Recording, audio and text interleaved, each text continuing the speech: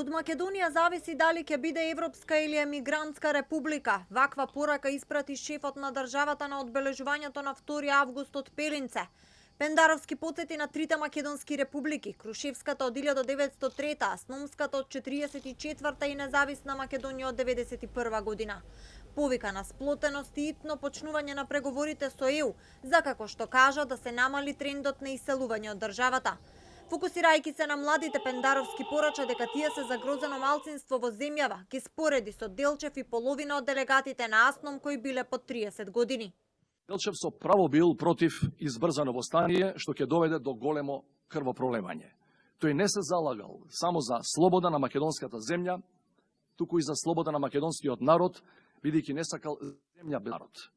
Ако поради преурането востание, младата и линденска генерација ше безмалку 10 кувана, денес, поради задоцнати реформи, постои опасност што та млада генерација да биде раселена.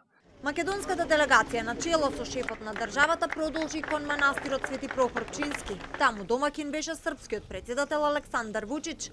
Положија цвеќе пред спомен плочата на АСНОМ, ја посетија црквата и имаа заедничка средба со дел од министрите. Да биде една добра традиција која нема да се прекинува од политички, црковни или било кои други причини. Значи, здравје Боже до година, се надевам дека повторно ќе се гледаме на ова место и да оддадеме повторно почит на нашите најголеми национални великани. Вучич, честитајќи го Илинден, кажа дека му е мило што видел голем број македонски граѓани на прославата и се обрати на македонски јазик. Нека ви е честити вековит Илинден, огниште на татковината и По честитката порача дека Србија ги сака македонците, дека двете земји имаат одлична економска соработка и трговска размена од 1,5 милиарди евра годишно.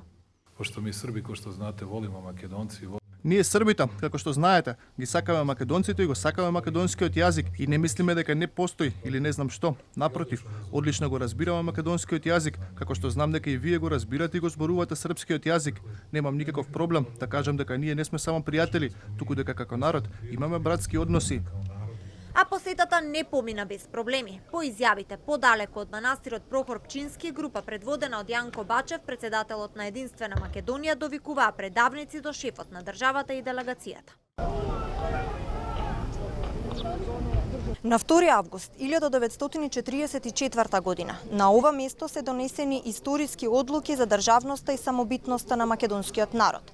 Скоро 8 децении подоцна, денешните пораки се дека тешко е да се добие слободна држава, но уште потешко е да се изгради и одржува слободно општество.